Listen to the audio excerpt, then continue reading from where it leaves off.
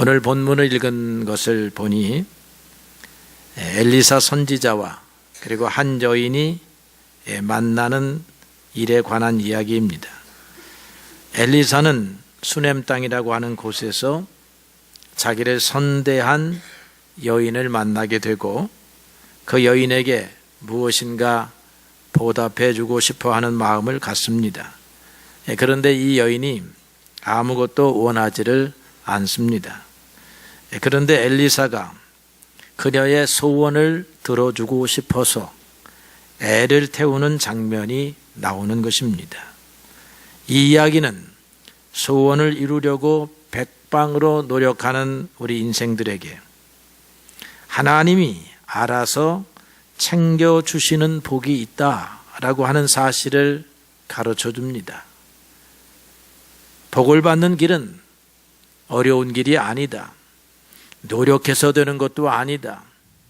하나님이 알아서 챙겨주는 사람이 되면 만 가지 복을 얻기에 부족함이 없다라고 하는 것입니다. 이 여인이 누구이기에, 이 여인이 무엇을 했기에 이렇게 선지자가 복을 주고 싶어서 무엇인가 주고 싶어서 애를 태웠나? 하나님은 우리가 무엇이기에 우리를 복 주시려고 애를 태우시는가? 하나님이 애를 태우신다 하는 말은 성경에 없는 말이지만 하나님의 마음을 읽어보면 복을 주고 싶으셔서 애를 태우시는 모습을 우리가 발견할 수 있어요.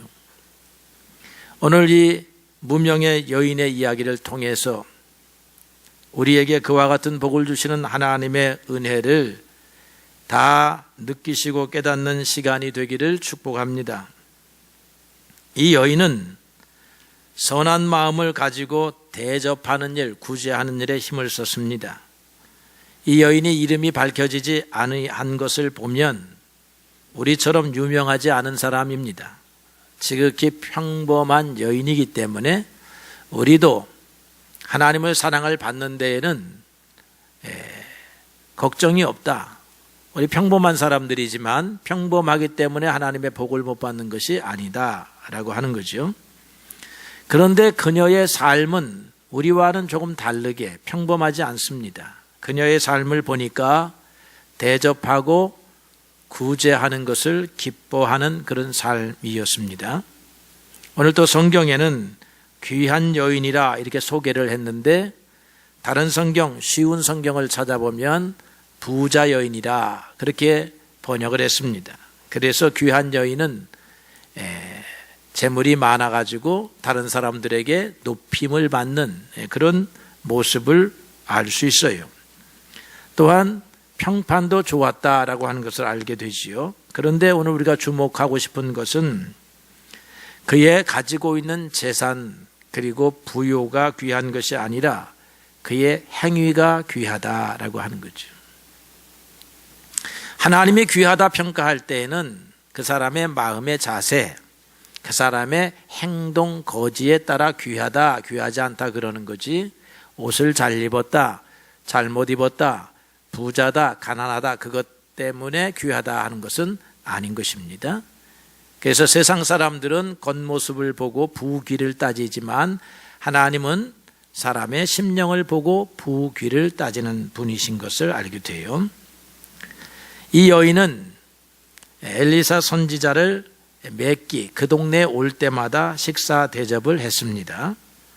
식사 대접에 그치지 아니하고 남편과 의논해서 엘리사 선지자를 위한 전용 방을 옥상 다락에다가 만들게 됩니다.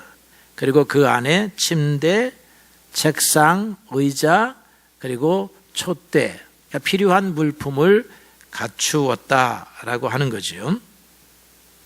성경에는 대접하는 것을, 대접하는 봉사를 귀한 일이다, 하나님의 복을 받을 만한 일이다라고 가르치고 있습니다. 구제를 많이 해서 하나님의 사랑을 받은 사람이 성경에는 사도행전에 고넬료라고 하는 백부장과 다비다라고 하는 여인이 있었습니다. 고넬료에 대한 기록을 보게 되면 고넬료는 백성을 많이 구제하고 하나님께 항상 기도하였더니 그랬습니다.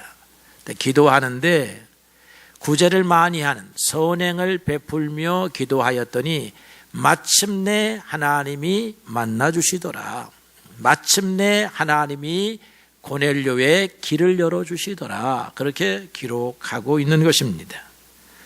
다비다는 사도행전 9장 이하에 보니까 선행과 구제하는 일이 심히 많더니 그렇게 기록했는데, 그런 사람이다 보니까 죽음에서도 구원받는 놀라운 기적을 체험했습니다.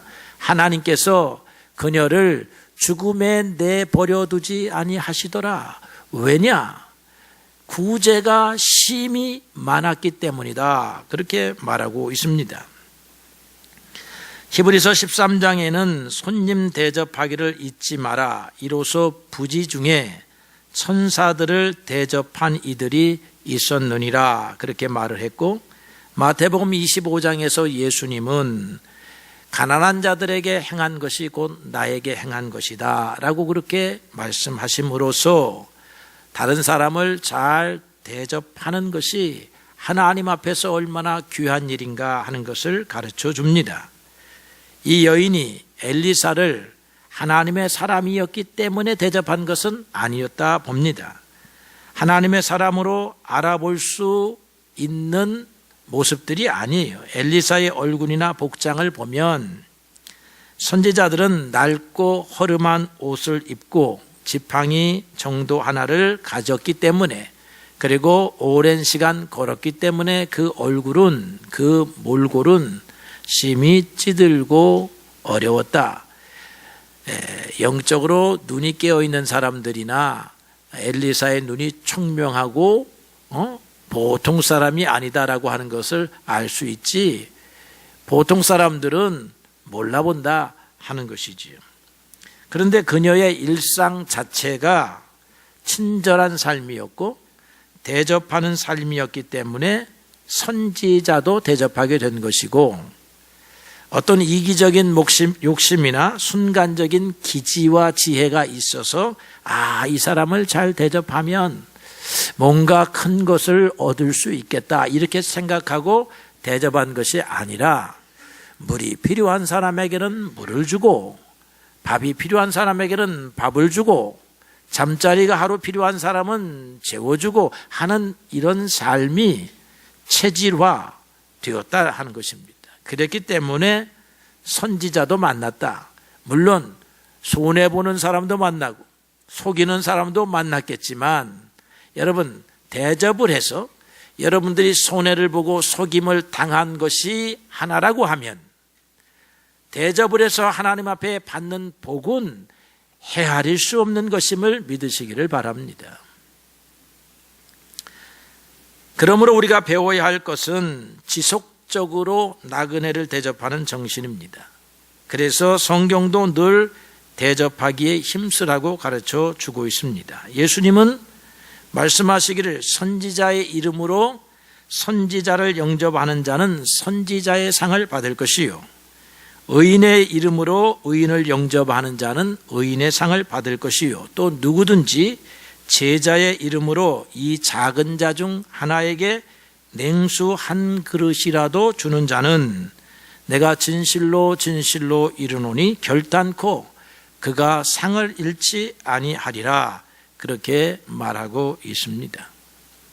미국의 메릴랜드 병원에 병원장인 하워드 켈리라고 하는 박사가 있었습니다.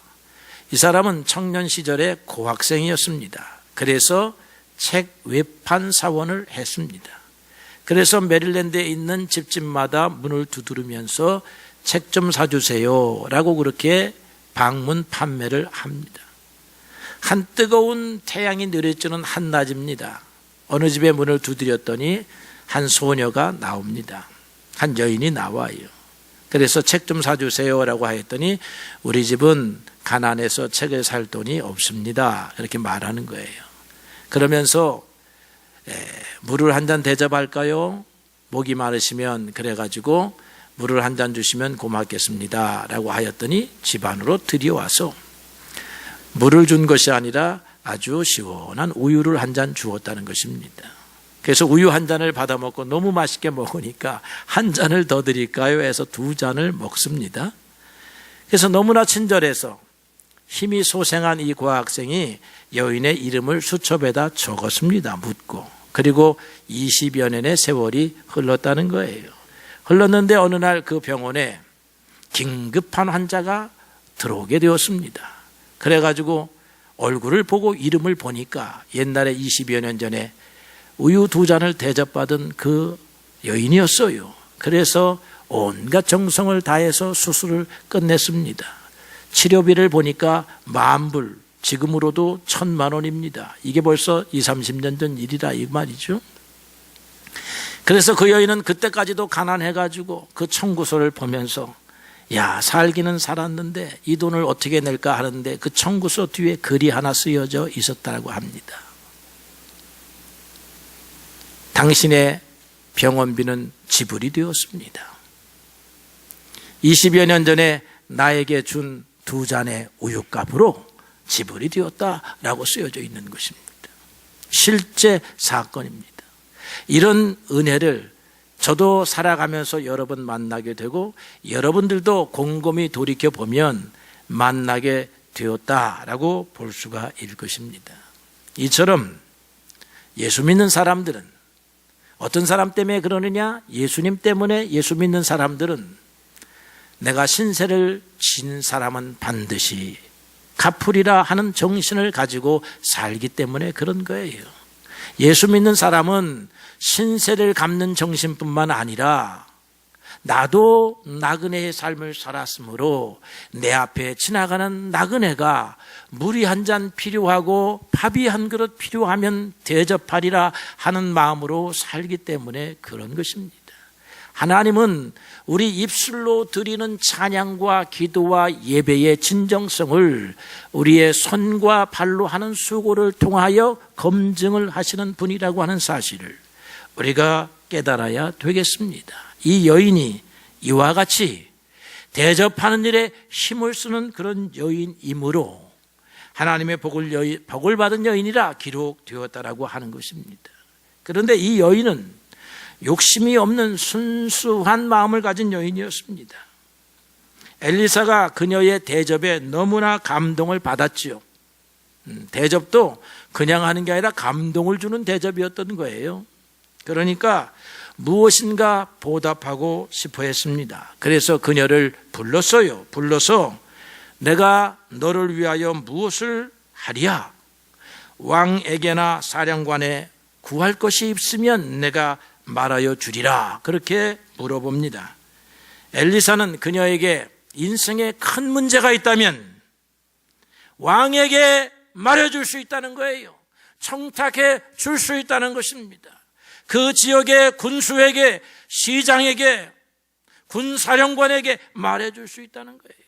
내 집이 그린벨트에 묶였으면 풀어줄 수 있다는 거예요. 내 자녀가 취직의 문이 막혔으면 취직을 시켜주겠다고 하는 겁니다. 과거에 급제시켜 주겠다고 하는 거예요. 대단한 선지자가 나타난 거죠.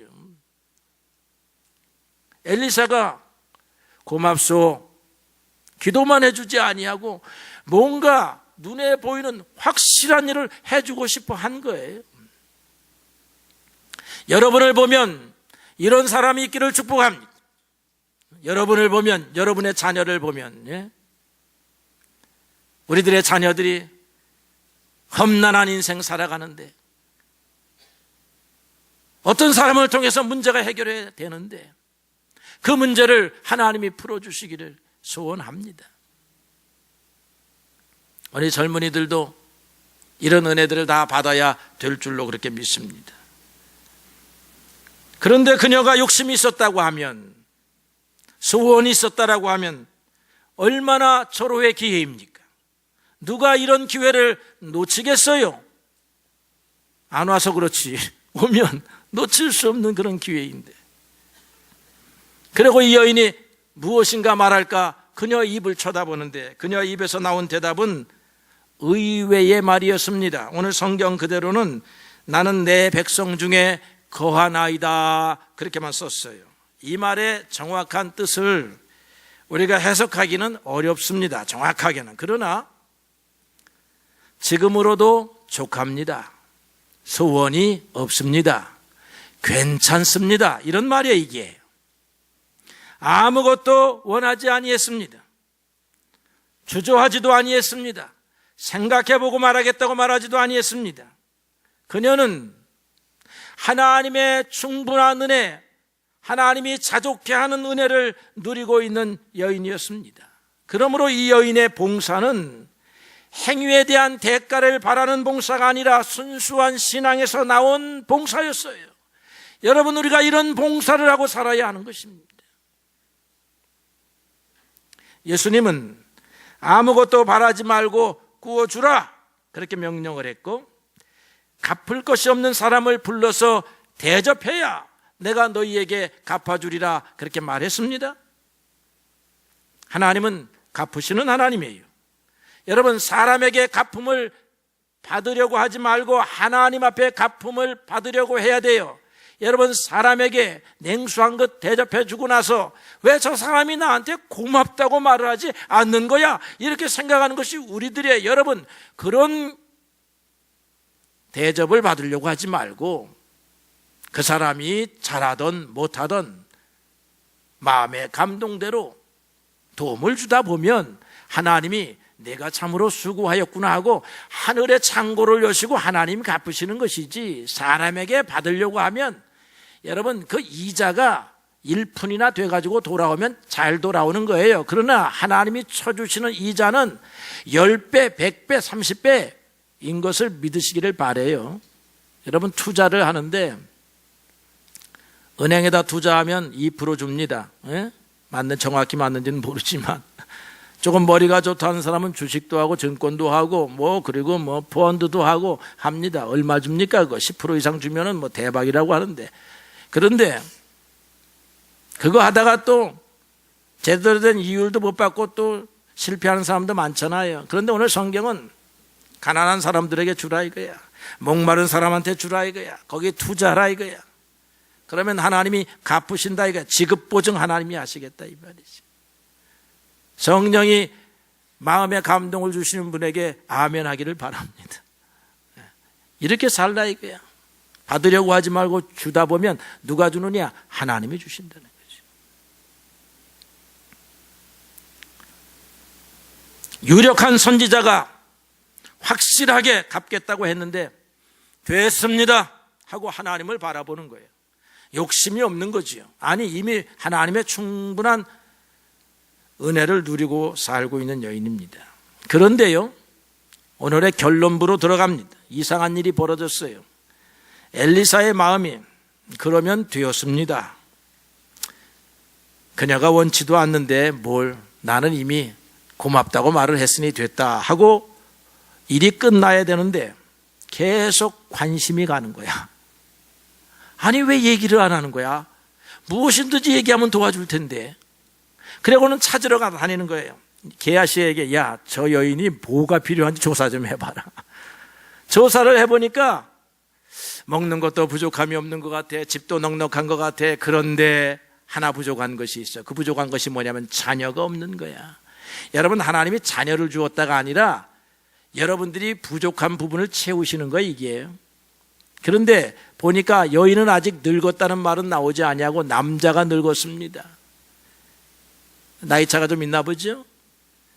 이 여인이 그 당시에 제일 중요한 기도 제목이 뭡니까? 옛날에, 지금은 자녀를 갖게 해주세요 하는 기도의 제목은 10번째, 20번째로 밀렸는지 모르지만 옛날에는 넘버원 기도가 자녀를 갖게 해주세요가 여인의 제일 기도의 제목이라 이 말이에요. 이 시대에는. 그런데 여인을 보니까 자녀가 없어요. 선지자님, 자녀가 없습니다. 그래?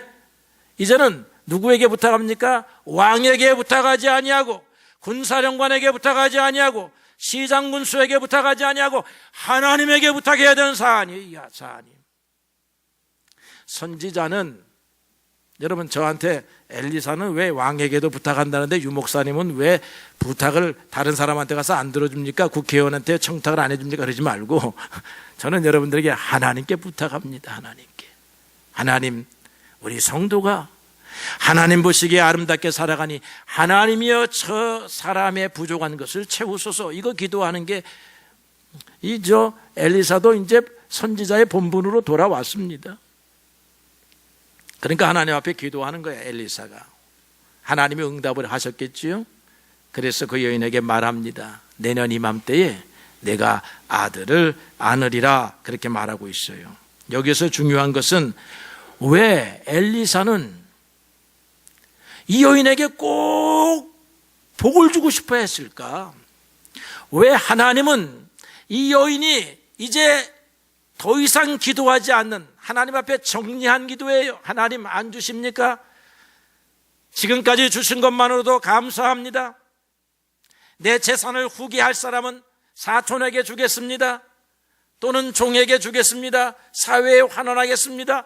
이렇게 정리를 했어요. 하나님, 자식을 안 주셔도 괜찮습니다. 이제 더 이상 그 기도 안 하겠습니다. 하는데 하나님이 찾아서 주셨다는 거야.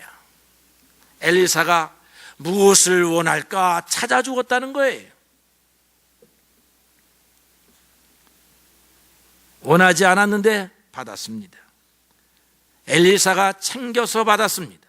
하나님이 챙겨주어서 받았습니다. 하나님과 우리와의 관계가 이런 관계라고 믿습니다. 우리가 믿음으로 산다면, 그리고 감사함으로 우리의 이웃과 나누어서 산다면 하나님이 알아서 챙겨주시는 하나님이신 것을 믿으시기를 바랍니다.